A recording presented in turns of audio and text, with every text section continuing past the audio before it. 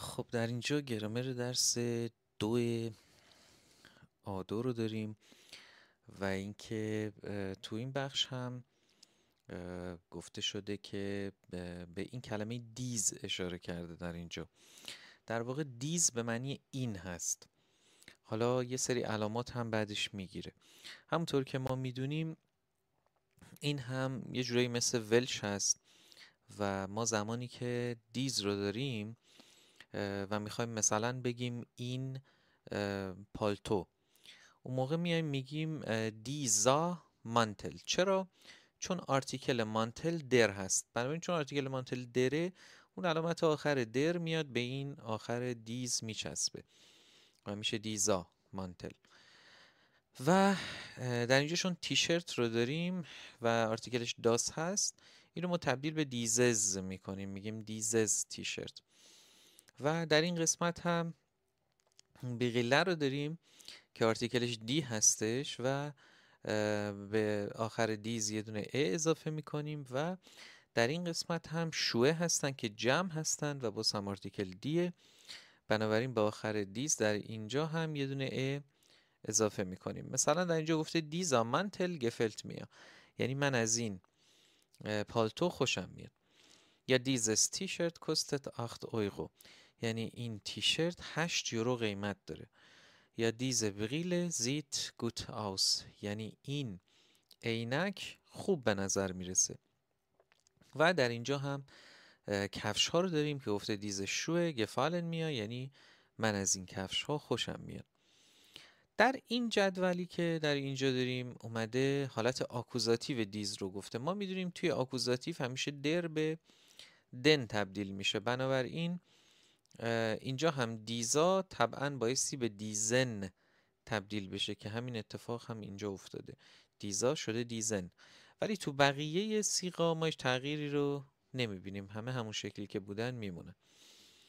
و در اینجا گفته ایش نم دیزن منتل، یعنی من این پالتو رو میگیرم. همونطور که میبینیم آکوزاتیو معنی مفعوله و تو فارسی بعدش را میاد. گفته ایش نم دیزن منتل، دیزن منتل این پالتو را. بنابراین اینجا ما دیگه نمیتونیم بگیم دیزا مانتل، بس بگیم دیزن مانتل. ایش نم دیزن مانتل. یا مشت دیزس تیشرت، او میخواد این تیشرت را.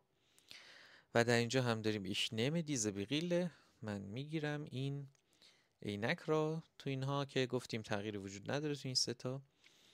و ویا کافن دیزه شوه، ما میخریم این کفش ها رو. این تا اینجای کار برای این هاست. و در ادامه هم یک تمرینی داریم برای شما گذاشته.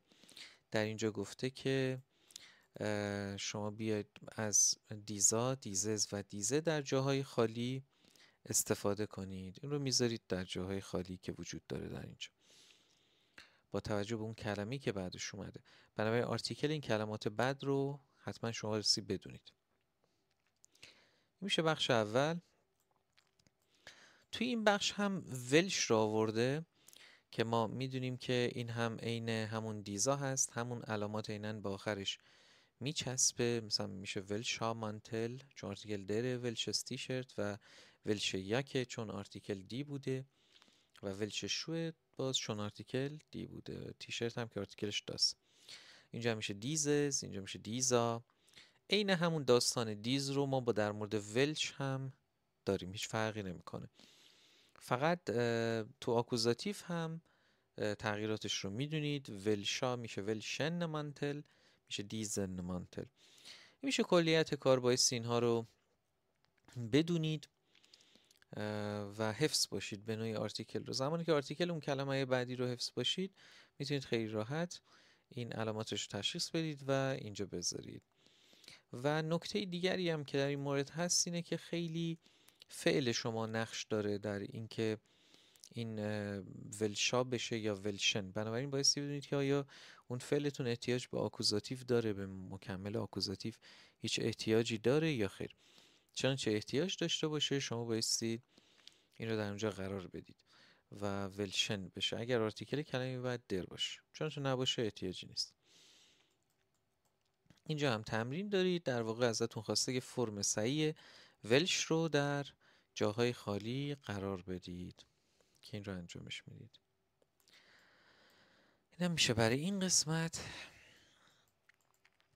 تو این قسمت ما در واقع صفات تفضیلی رو داریم که به کمپاراتیو معروف هستن. مثلا شون میشه شون نه. ما در واقع یک دونه ار اضافه میکنیم و به اون صفتی که ما در اونجا داریم یک تر در واقع اضافه میکنیم.